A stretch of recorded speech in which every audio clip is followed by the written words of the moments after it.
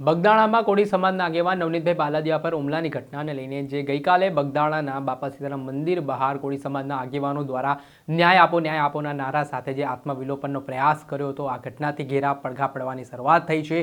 આ ઘટનાના સંદર્ભમાં હવે કોળી સમાજના આગેવાન અને રાજુલાના ધારાસભ્ય હીરા સોલંકીએ આ ઘટના પાછળ રાજકારણ ગણાવ્યું છે।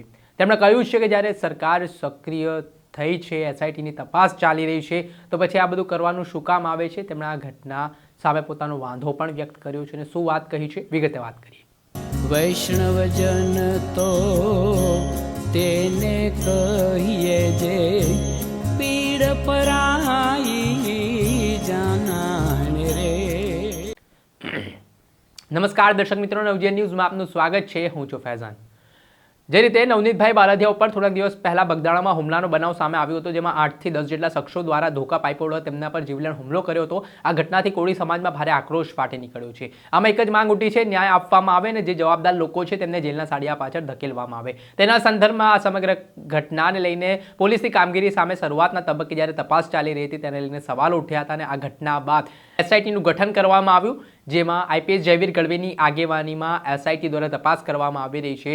ને એસઆઈટીની કામગીરીથી નારાજ થઈને ગઈકાલે બગદાણાના બાપા સીતારામ મંદિર બહાર કોળી સમાજના કેટલાક આગેવાનો દ્વારા જ્વલનશીલ પ્રવાહી પોતાના અંગો પર છાંટી આત્મવિલોપનનો પ્રયાસ કર્યો હતો। જો કે ત્યાં પહેલાથી જ પોલીસના ધાડે ધાડા ઉતારી દેવામાં આવ્યા હતા। કોઈ અનિચ્છનીય બનાવ ન બને તે માટે પોલીસના ઉચ્ચ અધિકારીઓ છે ત્યાં પહોંચ્યા હતા અને જે આત્મવિલોપનના પ્રયાસ કરનાર કોળી સમાજના આગેવાનો છે શૈલેષભાઈ મકવાણા અને મુન્નાભાઈ, તેમને અટકાયત કરી લેવામાં આવી હતી। આ સમગ્ર ઘટનાના પગલે કોળી સમાજના અન્ય આગેવાનોમાં રોષ પણ જોવા મળ્યો હતો। જો કે આ ઘટનાને લઈને રાજુલાના ધારાસભ્ય અને કોળી સમાજના આગેવાન હીરા સોલંકીનું એક મહત્વપૂર્ણ નિવેદન સામે આવ્યું છે, જેમાં તેમણે ખાનગી ન્યૂઝ ચેનલ સાથે જે ફોન કોલમાં ચર્ચા કરી તે મુજબ તેમણે આ ઘટના એક રાજકારણ હોય તે પ્રકારની વાત કહી છે।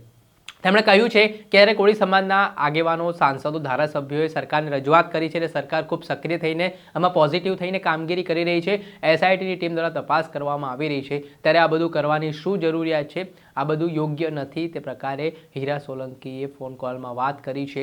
અને તેમણે આ ઘટનામાં આજે આત્મવિલોપનનો પ્રયાસ કરનાર જે લોકો હતા તેઓ કોંગ્રેસમાં ઉમેદવાર પણ રહી ચૂક્યા છે, તે પ્રકારનો તેમણે ફોન કોલમાં દાવો પણ કર્યો છે, જેના કારણે રાજકારણ ગરમાવાની શરૂઆત થઈ છે। હવે કોળી સમાજના અંદર જ જે રીતે પક્ષાપક્ષી જોવા મળી રહી છે, હીરા સોલંકીના નિવેદન બાદ હવે ખળભળાટ મચી જવા પામ્યો છે, ત્યારે આગામી સમયમાં કઈ રીતની પરિસ્થિતિનું નિર્માણ થાય છે ને જે રીતે હવે જે આખો ઘટનાક્રમમાં એક તરફ જે સરકાર સાથે જોડાયેલા જે આ કોળી આગેવાનો છે તે એસઆઈટીને લઈને વિશ્વાસ વ્યક્ત કરી રહ્યા છે, બીજી તરફ કેટલાક કોળી સમાજના આગેવાનો છે તે અત્યાર સુધી એસઆઈટી દ્વારા કોઈ તપાસને લઈને નિવેદન આપવામાં ન આવતા પોતાનો રોષ અલગ અલગ રીતે વ્યક્ત કરતા નજરે પડી રહ્યા છે। ત્યારે આગામી સમયમાં આ સમગ્ર મામલો કઈ દિશામાં જાય છે તે જોવું રહ્યું। દર્શક મિત્રો, આવા જ નવા વિડીયો સાથે આપણે માહિતગાર કરતા રહીશું, એટલે નવજીવન ન્યૂઝ જોતા રહો।